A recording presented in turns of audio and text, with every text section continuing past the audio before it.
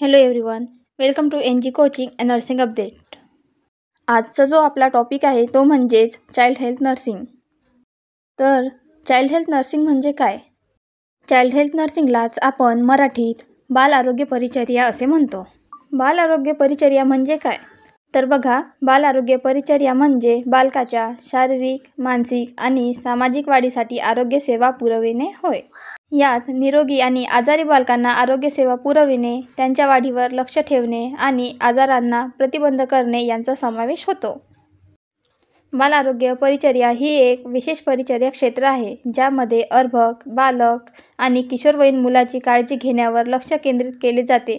यामध्ये मुलांच्या शारीरिक, भावनिक आणि सामाजिक व तसेच बौद्धिक विकासाला प्रोत्साहन देण्यासाठी समावेशक कुटुंब केंद्रित काळजी प्रदान करणे समाविष्ट आहे. तर बघा, बाल आरोग्य परिचर्येची मुख्य 4 पैलू आहेत. तर ते म्हणजे पहिला आहे आरोग्य संवर्धन, दुसरा आहे रोग प्रतिबंध, तिसरा आहे आरोग्य पुनर्स्थापना आणि चौथा कुटुंब समर्थन.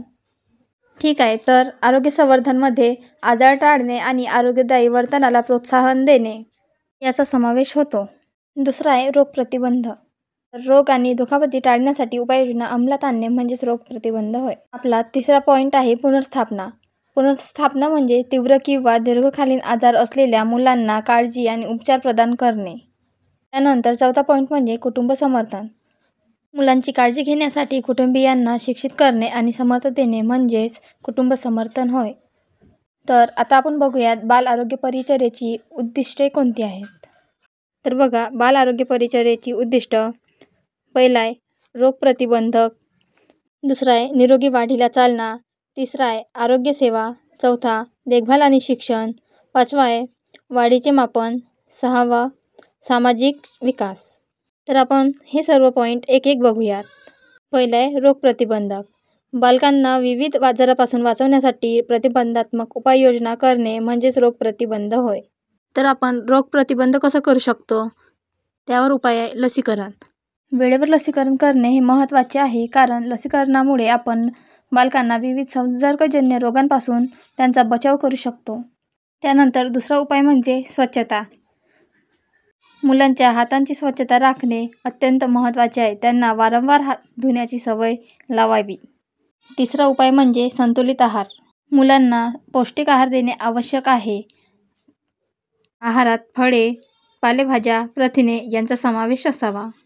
त्यांना पुरेशी झोप मिळावी याची काळजी घ्यावी. झोपेच्या कमतरतेमुळे रोगप्रतिकारशक्ती कमी होते. त्यानंतर आहे नियमित व्यायाम.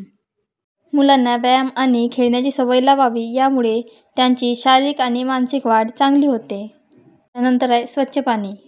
मुलांना स्वच्छ पाणी प्यायला द्यावे आणि उकळून थंड करून देणे अधिक सुरक्षित असते. त्यानंतर आहे सुरक्षित वातावरण. त्यांच्या सभोवतालचे वातावरण स्वच्छ आणि सुरक्षित ठेवावे. नंतरचा पॉईंट आहे नियमित तपासणी. आपण मुलांच्या नियमित वैद्यकीय तपासण्या केल्या पाहिजेत, कारण वेळेवर निदान आणि उपचारामुळे आपण आजारावर नियंत्रण मिळवू शकतो. नंतर आहे स्वच्छ वातावरण. घर आणि आजूबाजूचे वातावरण स्वच्छ ठेवावे. कचऱ्याची योग्य पद्धतीने विल्हेवाट लावावी. मुलांना व त्यांच्या कुटुंबातील लोकांना स्वच्छता, आहार आणि रोगाविषयी शिक्षित करावे. यानंतरचा पॉईंट आहे निरोगी वाढीला चालना. तर बघा, मुलांच्या शारीरिक आणि मानसिक वाढीसाठी आवश्यक असलेल्या सर्व गोष्टींची पूर्तता करणे, जसे की योग्य पोषण, स्वच्छ वातावरण, खेळ आणि प्रेम. त्यासाठी आपण संतुलित आहार घेतला पाहिजे, नियमित व्यायाम केला पाहिजे, पुरेशी झोप घेतली पाहिजे, शरीराची व आजूबाजूचा परिसर स्वच्छ ठेवला पाहिजे, आपली मानसिक आरोग्य स्थिती ही चांगली ठेवली पाहिजे, नियमित वैद्यकीय तपासण्या केल्या पाहिजे. त्यामुळे कोणत्याही आजाराचे वेळेवर निदान करून आपल्याला त्यावर उपचार घेता येते. आजूबाजूचे वातावरण सकारात्मक ठेवले पाहिजे. नंतर आहे शिक्षण आणि कौशल्य विकास. मुलांना शिक्षणाच्या संधी दिल्या पाहिजेत व विविध कौशल्ये विकसित करण्यासाठी प्रोत्साहित केले पाहिजे. नंतर आहे आरोग्य शिक्षण. मुलांना आरोग्य, स्वच्छता, पोषण आणि सुरक्षिततेबद्दल शिक्षित केले पाहिजे. नंतर आहे कुटुंबाचा सहभाग. कुटुंबातील सर्व सदस्यांनी मुलांच्या वाढीमध्ये सहभागी होणे आणि त्यांना योग्य मार्गदर्शन आणि समर्थन द्यावे. नंतर आहे आरोग्य सेवा. तर बघा, आरोग्य सेवा म्हणजे काय? आरोग्य सेवा म्हणजे व्यक्ती आणि समुदायाच्या आरोग्याच्या गरजा पूर्ण करण्यासाठी पुरविल्या जाणाऱ्या सेवा. या सेवांमध्ये रोगप्रतिबंध, निदान, उपचार आणि पुनर्वसन यांचा समावेश होतो. तर बघा, आरोग्यसेवा ह्या 3 प्रकारच्या असतात. म्हणजे प्राथमिक आरोग्यसेवा, द्वितीयक आरोग्यसेवा व तृतीयक आरोग्यसेवा. बघा, प्राथमिक आरोग्यसेवेमध्ये सामान्य आरोग्य समस्यांसाठी प्राथमिक स्तरावरील केल्या जाणाऱ्या सेवा जसे की वैद्यकीय तपासणी आहे, लसीकरण आहे आणि काही मूलभूत उपचार यांचा समावेश होतो. नंतर आहे द्वितीयक आरोग्यसेवा, मध्ये जे स्पेशालिस्ट डॉक्टर असतात त्यांच्याकडून केले जाणाऱ्या विशेष सेवा जसे की सर्जन आहे, स्त्रीरोग तज्ज्ञ आहे, असेच इतर यांचा समावेश होतो. नंतर आहे तृतीयक आरोग्यसेवा, अत्याधुनिक आणि विशेष सेवा जसे की हृदयरोग, कर्करोग, न्यूरोलॉजी इत्यादी यांचा समावेश होतो. नंतर आहे देखभाल आणि शिक्षण. देखभाल आणि शिक्षण म्हणजे मुलांच्या सर्वांगीण विकासासाठी आवश्यक असलेले 2 महत्त्वाचे पैलू आहेत. पहिले आपण बघू देखभाल. देखभाल म्हणजे काय? यालाच आपण काळजी देखील म्हणतो.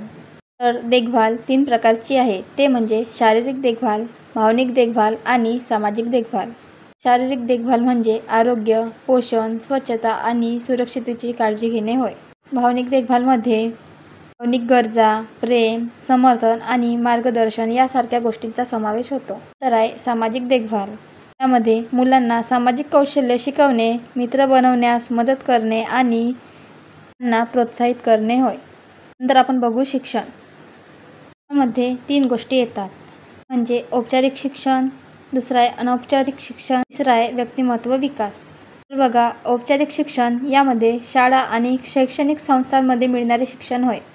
अनौपचारिक शिक्षण म्हणजे आपल्याला घरी मिळते, ज्या गोष्टी आपण घरी शिकतो, समुदायात म्हणजेच कम्युनिटीमध्ये शिकतो, तसेच विविध क्रियाकलांमधून मिळते. तर आहे व्यक्तिमत्व विकास, मध्ये मुलांच्या व्यक्तिमत्व विकासासाठी आवश्यक असलेले कौशल्य आणि मूल्ये यांचा समावेश होतो. नंतर आपण बघू वाढीचे मापन.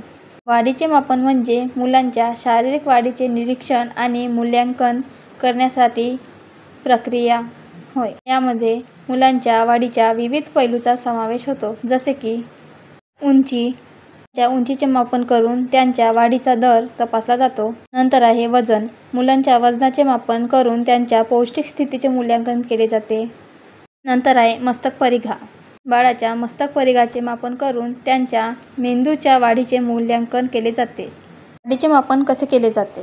तर वाढीचे मापन नियमित तपासणी करून किंवा वाढ चार्ट बनवून केले जाते.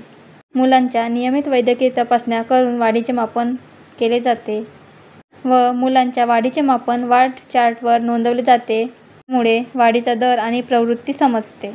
आपला लास्ट पॉईंट आहे सामाजिक विकास.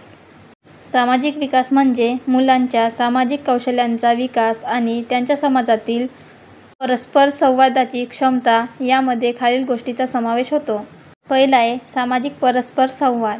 यामध्ये इतरांशी संवाद करणे, मित्र बनवणे आणि संबंध प्रस्थापित करणे होय. नंतर आहे सामाजिक कौशल्ये. सहकार्य, वाटाघाटी आणि संघर्ष निराकरण यासारखे कौशल्य विकसित करणे होय. नंतर आहे भावनिक बुद्धिमत्ता. यामध्ये स्वतःच्या आणि इतरांच्या भावना समजून घेणे आणि त्यांच्याशी योग्यपणे प्रतिसाद देणे होय. नंतर आहे सामाजिक मूल्ये. यामध्ये आदर, सहानुभूती आणि जबाबदारी यासारखी मूल्ये आत्मसात करणे होय.